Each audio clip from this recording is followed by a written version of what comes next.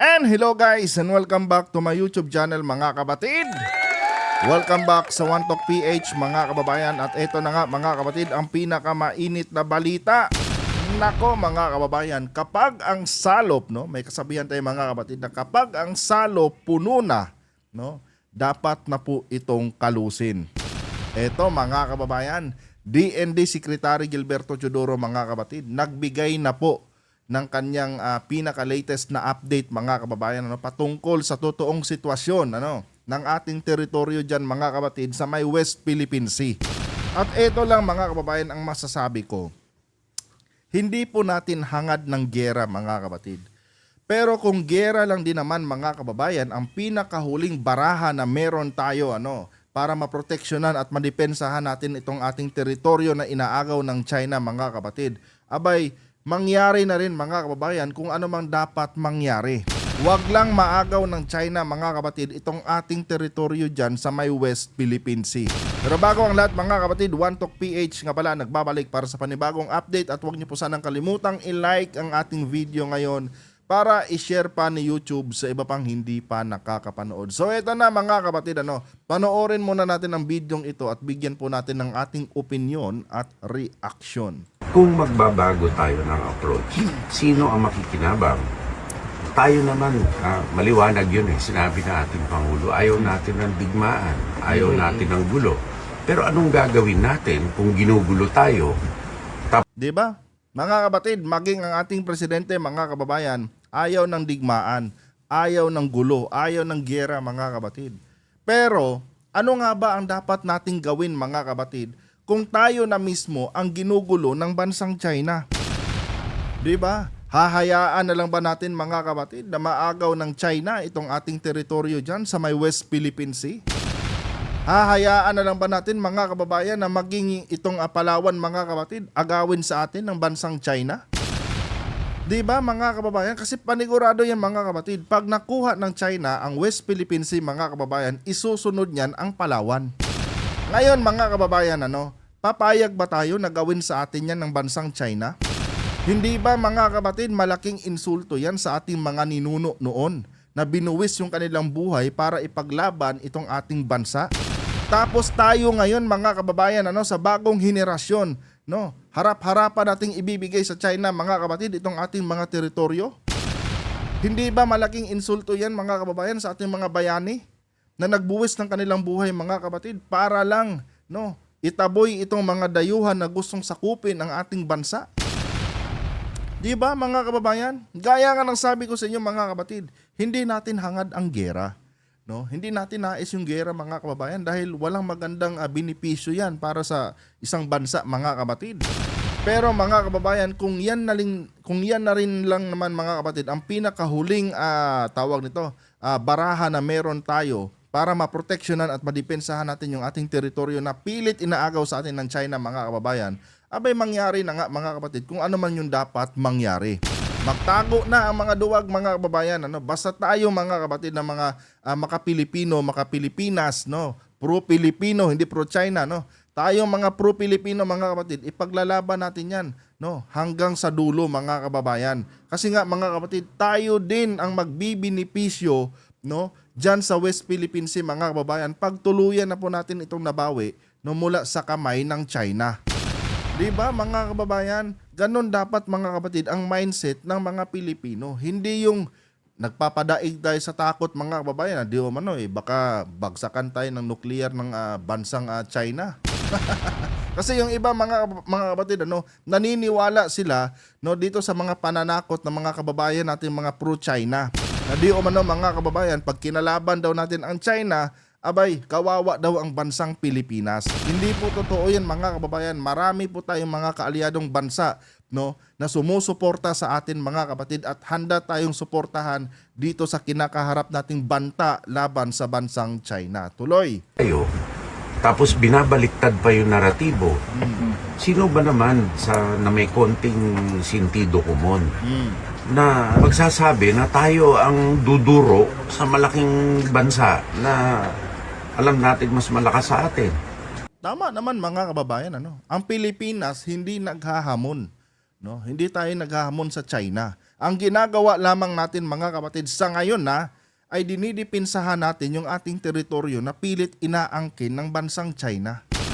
Yon ang ginagawa ng Pilipinas mga kababayan. Hindi natin sila hinahamon ng gera. Dahil tayo mismo mga kapatid, alam natin yung difference ng military power natin at military power ng bansang China.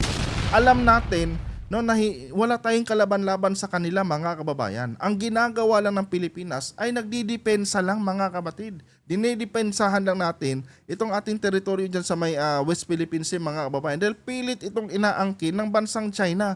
Kahit alam nila mga kapatid na wala silang karapatan sa katubigan na yan mga kababayan. Mga kapatid, sana'y magising na po tayo. Hindi natin hinahangad na girahin ang China mga kababayan. Pero mga kapatid, itong China kasi, sila po talaga ang namimilit mga kapatid na magkaroon ng kaguluhan.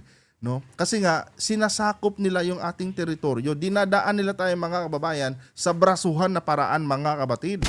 Ayaw nila tayong pakinggan sa madiplomasya na pamamaraan mga kababayan. Ang gusto nila, brasuhan mga kababayan, kaya dinadarag tayo nitong bansang China. Tuloy.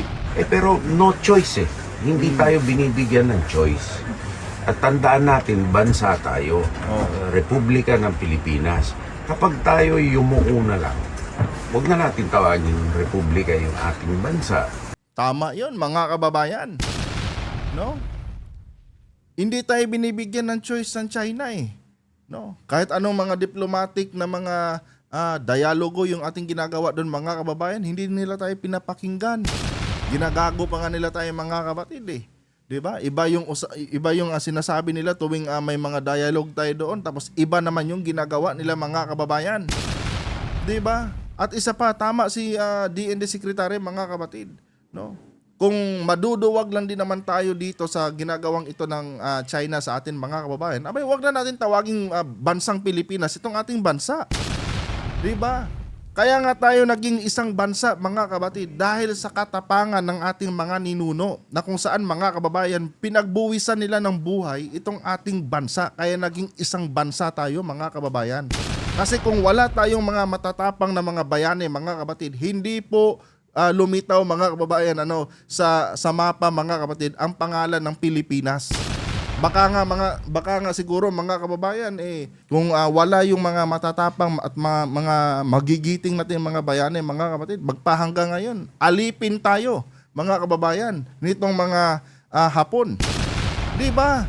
Yun mga kapatid Dahil sa katapangan ng ating mga ninuno mga kapatid, naging isang bansa tayo. Kaya diyan pa lang mga kababayan dapat matauhan na ang mga Pilipino. Karapatan nating ipaglaban ang ating teritoryo bilang isang bansa mga kababayan at hindi pwedeng basta-bastahin na lang tayo dyan mga kababayan ng mga taga-China na agawin sa atin yung West Philippine Sea na yan. Ang West Philippine Sea mga kapatid ay sa bansang Pilipinas at kailanman walang karapatan ang bansang China na angkinin ang West Philippine Sea. Kaya nga tinawag yan na West Philippine Sea dahil sa Pilipinas yung teritoryo na yan. Tuloy. Di ba? Secondly, ang dami na nating sinubukan na approaches sa China. From no engagement, tapos nung nagbukas tayo ng diplomatic relations, tapos nagkaroon tayo ng period of cooperation, period of accommodation pa nga, and maybe even appeasement, to no avail. Kahit na nung nakaraang administrasyon, sa huling 2 taon, sa lahat na ng goodwill na ipinakita sa China, hinarang pa rin ang ating mga barko sa Pag-asa. So, ito nagpapakita na hindi talaga uubra ang kahit na anong approach sa China. Diba mga kapatid? Kay DND Secretary na nanggaling yan mga kababayan. Lahat ginawa na natin. Lahat ng mga posibleng mga alternatibo mga kababayan para lang maayos itong gusot natin dyan sa may West Philippine Sea mga kapatid. Pero wala pa rin mga kababayan. Kaya gaya ng sabi ko sa inyo mga kapatid, kung gera lang din naman ang pinakahuling solusyon mga kababayan, kahit hindi natin gusto ng gera, kung ito lang din naman mga kapatid, ang pinakahuling solusyon para madepensahan natin yan, yung ating teritoryo dyan sa may West Philippine Sea, mga kababayan, abay mangyari na mga kababayan kung ano man yung dapat mangyari. Wala eh. Kahit anong gawin natin mga kapatid, hindi tayo pinapakinggan ng bansang China. Pinagmumuka lang tayong tanga mga kababayan. Papayag ba kayo mga kapatid? Pagmukain kayong tanga-tanga nitong mga Chinese? Itong mga taga-China? Papayag ba kayo mga kababayan? 'Di ba? Kaya ito mga kapatid, hindi po tayo nakikipaggera sa China.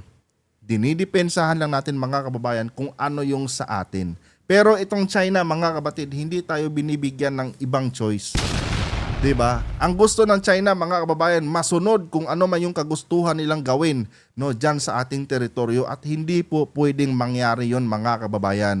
Kaya kung kinakailangan dumanak ang dugo mga kapatid, mangyayari po yan mga kababayan. Huwag lang maagaw ng China yung ating teritoryo. Tuloy.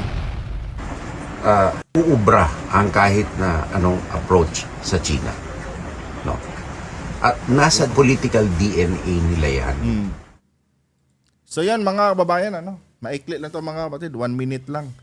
And yun na nga mga kapatid, gaya ng sabi ni DND Secretary Gilberto Chodoro, lahat ng remedy mga kababayan, ginawa na po ng Pilipinas. Pero anong nangyari? No? Hindi po tayo pinapakinggan nitong China mga kapatid. 'Di ba? Hindi sila nakikinig. Pinagmumuka lang nila tayong mga tanga-tanga mga kababayan at pinapaasa lang nila tayo. Desidido ang China mga kapatid at porsigido pa, nakunin ang West Philippine Sea. At pag yung West Philippine Sea mga kababayan binigay natin sa China, panigurado mga kapatid, isusunod ng China ang Palawan. O kayo, papayag ba kayo mga kababayan na makuha ng China yung ating mga teritoryo? Mangyari na mga kapatid kung ano man yung dapat mangyari.